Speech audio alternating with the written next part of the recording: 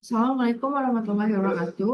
Perkenalkan nama saya Levina Fasal dengan NIM 2502 0102 Pada kesempatan kali ini, saya akan memaparkan tentang wireless network atau jaringan internet yang merupakan salah satu teknologi komunikasi yang semakin berkembang dan banyak digunakan dalam kehidupan sehari-hari.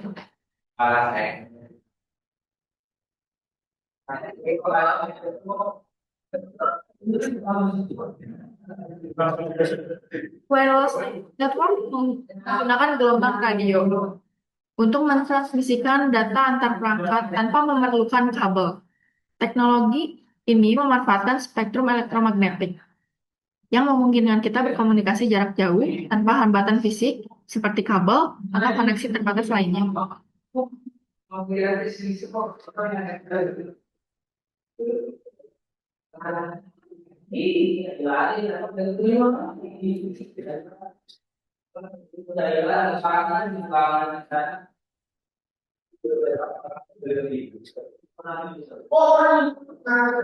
Data dalam wireless network dikirimkan melalui gelombang elektromagnetik yang membawa sinyal. Sinyal ini diterima oleh perangkat penerima seperti router atau perangkat mobile. Contoh teknologi yang menerapkan prinsip ini antara lain Wi-Fi, Bluetooth, dan juga jaringan seluler seperti 3G, 4G, dan 5G.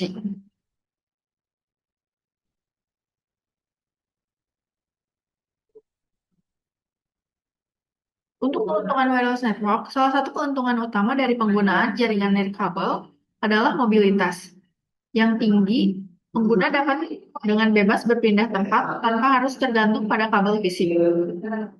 Selain itu, jaringan ini juga mudah diinstalasi dan sangat fleksibel, memungkinkan konektivitas di berbagai lokasi tanpa batasan yang ada pada jaringan kabel.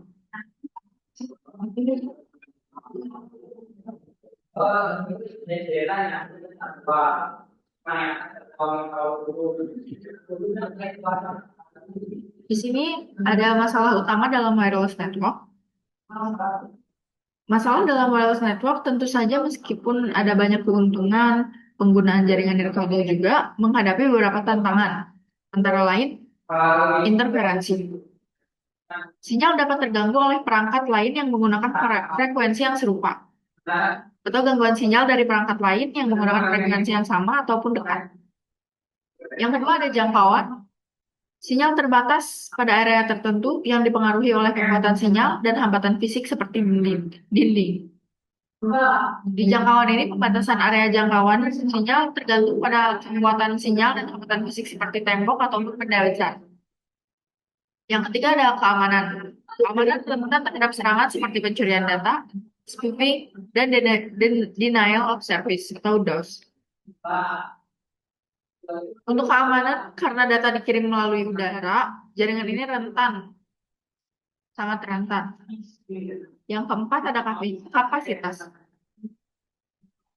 Banyaknya perangkat yang terhubung sekaligus dapat mengurangi kualitas layanan, terutama jika bandwidth-nya yang terbatas. Nah, keterbatasan bandwidth ini dapat menyebabkan penurunan kualitas layanan jika banyak perangkat yang terhubung sekaligus.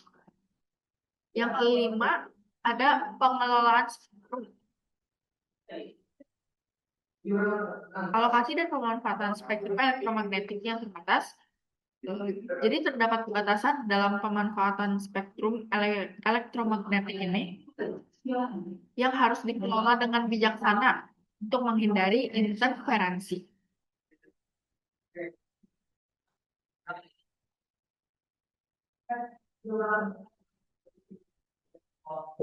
Apa sih pita frekuensi untuk wireless network tuh?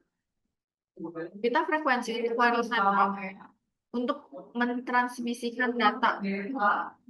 Wireless network menggunakan berbagai frekuensi seperti radio frekuensi digunakan dalam komunikasi jaringan seluler dan Wi-Fi, seperti 4GS dan 5GS untuk Wi-Fi. Lalu ada spektrum cahaya. Digunakan dalam teknologi seperti Wi-Fi yang memanfaatkan cahaya untuk mentransmisikan data. Lalu ada carrier frekuensi. Setiap teknologi wireless menggunakan frekuensi carrier yang spesifik untuk mentransmisikan data. Dan frekuensi lainnya, GSM menggunakan 900 MHz dan 1800 MHz. 5G menggunakan frekuensi lebih tinggi seperti 3,5 GHz.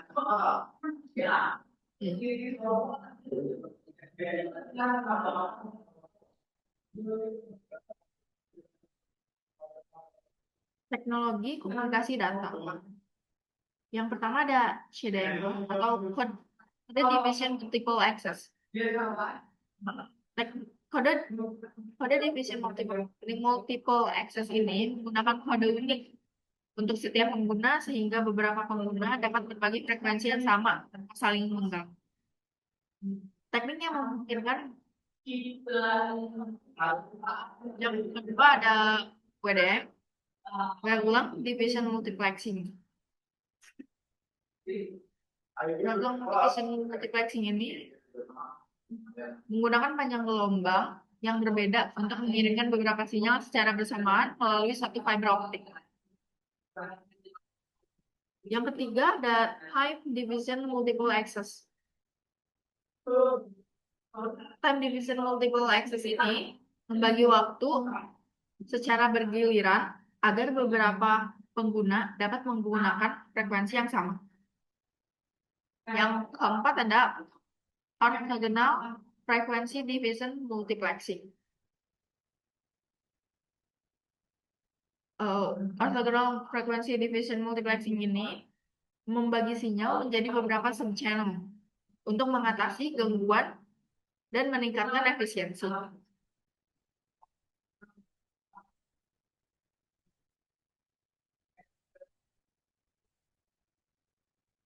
Peran I-layer dalam wireless network. Pada jaringan nirkabel, setiap lapisan dalam mode Open System Interconnection berperan penting dalam memastikan kelancaran komunikasi. Untuk layer yang pertama, terdapat physical layer, mengatur transmisi data fisik melalui sinyal radio atau optik. Untuk layer yang kedua, yaitu data link layer. Data link layer ini mengatur pengaksesan medium transmisi dan pengendalian kesalahan. Layer ketiga terdapat network layer. Untuk network layer ini menangani pengalamatan dan routing data antar perangkat. Lalu ada layer keempat, transport layer. Transport layer ini menyediakan kontrol aliran dan pengendalian kesalahan dalam komunikasi antar perangkat. Layer kelima ada application layer. Application layer ini gunanya mengatur interaksi aplikasi dengan jaringan.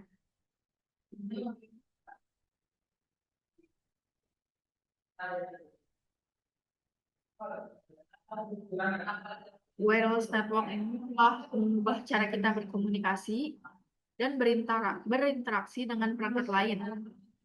Meskipun terdapat tantangan seperti interferensi dan masalah keamanan. Teknologi ini menawarkan fleksibilitas dan kemudahan yang tak tertandingi.